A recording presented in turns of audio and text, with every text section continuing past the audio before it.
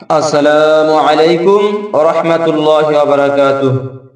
প্রিয় মুমিন মুসলমানগণ, আমরা যে ফরজ গোসল আদায় করেছি, ফরজ গোসলের মধ্যে যে মহান আল্লাহ রাব্বুল আলামিন তিনটি ফরজ রেখেছেন, সেই গোসলের মধ্যে আমরা যদি ফরজগুলো আদায় না করি গোসল করি, সেই গোসল করলে কিন্তু আমাদের শরীর পাক হবে না।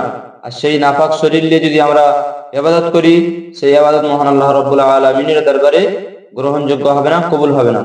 তাই আমরা প্রত্যেকেই গোসলের ফরজ, তিনটি ফরজ আমরা জেনে নেব এবং সেই মতো আমরা আমল করব, সেরকম ভাবে আমরা গোসল আদায় করব।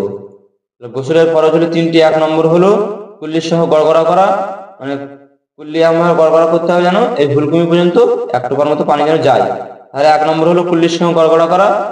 দ্বিতীয় নম্বর হলো যে নাকের নরম মাংস আছে, সেই মাংস পর্যন্ত পানি পৌঁছানো। হাদিস শরীফের মধ্যে এসছে, হাতের মধ্যে এইভাবে করে চোল করে পানি নিয়ে নাকের কাছে দিয়ে হালকা করে টানতে হবে যেন এই পর্যন্ত পৌঁছায়। জোরে টানলে আর মস্তিষ্ক জ্বলে যাবে। যাই হোক, হালকা করে টানতে হবে যেন নরম মাংস পর্যন্ত পানি যায়। আর এই যে আমাদের এই বৃদ্ধা আঙুল, কচি আঙুল, এই আঙুল দিয়ে এরকম ভাবে লগড়ে ধুয়ে নিতে হবে। এই মাংস পর্যন্ত পানি পৌঁছাতে হবে, এই পর্যন্ত ভালো করে ধুতে হবে। তাহলে দ্বিতীয় নম্বর ফরজ নাকের নরম মাংস পর্যন্ত পানি পৌঁছানো বা ধোয়া।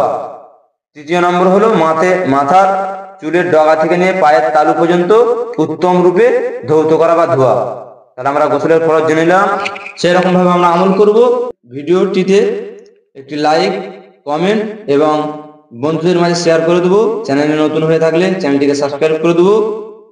আপনার এই একটি শেয়ারের মাধ্যমে যদি কোনো আল্লাহর বান্দা আমল করা শুরু করে, আমল করে, সেই সওয়াবও কিন্তু আপনি পেতে থাকবেন।